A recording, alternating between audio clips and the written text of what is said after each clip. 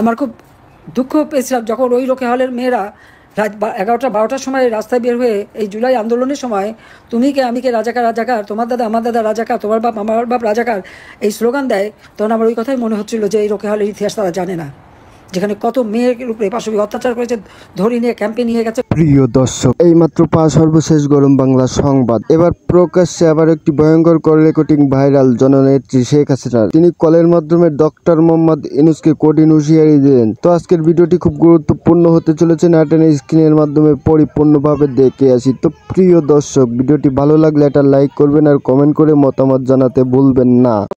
আমার খুব দুঃখ পেয়েছিলাম যখন ওই রোকে হলের মেয়েরা রাত 11টা-12টার সময় রাস্তায় বের হয়ে এই জুলাই আন্দোলনের সময় তুমি কে আমি কে রাজাকার রাজাকার, তোমার দাদা আমার দাদা রাজাকার, তোমার বাপ আমার বাপ রাজাকার এই স্লোগান দেয়। তখন আমার ওই কথাই মনে হচ্ছিল যে এই রোকে হলের ইতিহাস তারা জানে না, যেখানে কত মেয়ের উপরে পাশবিক অত্যাচার করেছে, ধরে নিয়ে ক্যাম্পে নিয়ে গেছে, কত মেয়ে এখানে মানুষ খুন করেছে ঢাকা ইউনিভার্সিটিতে। প্রত্যেকটা হল, তখন ইকবাল হলে এখন যেটা জহুরুল হল, সেখানে একের পর হত্যা করেছে।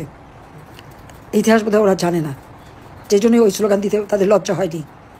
এটাই আমি বলবো। এগুলো তো আমরা আমাদের নিজেদের চোখে দেখেছি। এই গণহত্যায় গ্রামের পর গ্রাম জ্বালিয়ে পড়ে ছাড়কার করা হয় এবং নির্বিচারে মানুষ হত্যা করা হয়। এবং দোষর ছিল এই রাজাকার আলবদর, অর্থাৎ নিজামী, মুজাহিদ, কামরুজ্জামান, কাদের মোল্লা, মৌলানা সোবান থেকে শুরু, আব্দুল আলিম, আব্দুল মান্নান থেকে শুরু করে এরা সবাই। আর আমাদের নতুন প্রজন্ম, খুব দুঃখ লাগে, এরা কিভাবে এই স্বাধীনতার বিরুদ্ধে চলে যায়, এরা কিভাবে স্বাধীনতার চেতনা থেকে বিচ্যুতি ঘটে। এরা যেখানে জঙ্গি এবং সন্ত্রাসীদের মুক্ত করে দিয়ে আজকে বাংলাদেশকে একটা জঙ্গি রাষ্ট্রে পরিণত করা হয়েছে, সন্ত্রাসের রাজ্যে পরিণত করা হয়েছে। মানুষের জীবনে শান্তি নাই, নিরাপত্তা নাই, অর্থনৈতিকভাবে দেশটাকে ধ্বংসের দিকে নিয়ে যাচ্ছে। শিক্ষায় দীক্ষায় সব দিক থেকে মানুষ বাংলাদেশ এগিয়ে গিয়েছিল। কী অপরাধটা আমরা করেছি? ফ্যাসিবাদ, খুনি, কে খুন করেছে? 15ই ফেব্রুয়ারি যে কটা হত্যা হয়েছে, এ কটা হত্যা ওই ইউনূসের মেটিকুলাস ডিজাইন অনুযায়ী তাদের মাস্টার মাইন্ড দ্বারা সংগঠিত। আমি এখানে কাউকে হত্যা করা বা হত্যা করে ক্ষমতা থাকবো এর নিয়ত কোনোদিনই আমার ছিল না। বারবার আমি বরং মৃত্যুর হাত থেকে বেঁচে গেছি, আমাকেই হত্যা করার চেষ্টা করা হয়েছে বারবার। আমি জানি আল্লাহ আমাকে বাঁচিয়ে দিয়েছেন বোধহয় এই দেশটাকে এভাবে উন্নত করার জন্যই। এবারও বাঁচিয়ে দিয়েছেন যে কিছু লোকের মুখোশ উন্মোচিত হবে এবং তাদের বিচারও ইনশাল্লাহ আমরা করব।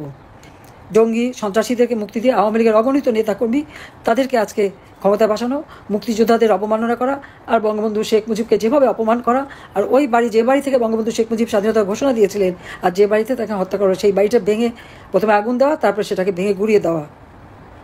এভাবে একটা বাড়ি ভাঙতে পারে, কিন্তু ইতিহাস তো মুছে ফেলতে পারবে না। ইতিহাস আবার ফিরে আসবে, ইতিহাস ঠিকই মানুষের মনে আসবে। তবে দুর্ভাগ্য যে আমাদের এই যে ছাত্রদেরকে বেয়াদব করে দেওয়া, শিক্ষকদের অপমান করা বা ছাত্রছাত্রীদের কাছে বিপদে যে নিয়ে গেল, তারা শালীনতা বোধ হারিয়ে ফেলেছে, লেহাজতমিজ হারিয়েছে, শিক্ষক গুরুজনদের সম্মান করা তারা ভুলে গেছে। তাদের হাতে এখন অস্ত্র, লাঠি, সোটা নিয়ে যখন যা কিছুতে করে বেড়াচ্ছে। এইভাবে যে একটা জেনারেশনকে নষ্ট করে দিল, যে জেনারেশনটাই আমাদের ভবিষ্যৎ, যে যাদের হাতে এক সময় এই দেশের রাষ্ট্র ক্ষমতা যাবে, আজকে তাদেরকে যে বিপদে ঠেলে দিয়ে এইভাবে সর্বনাশটা করে দিল, সেখান থেকে এদেরকে কীভাবে ফিরিয়ে আনা যায়?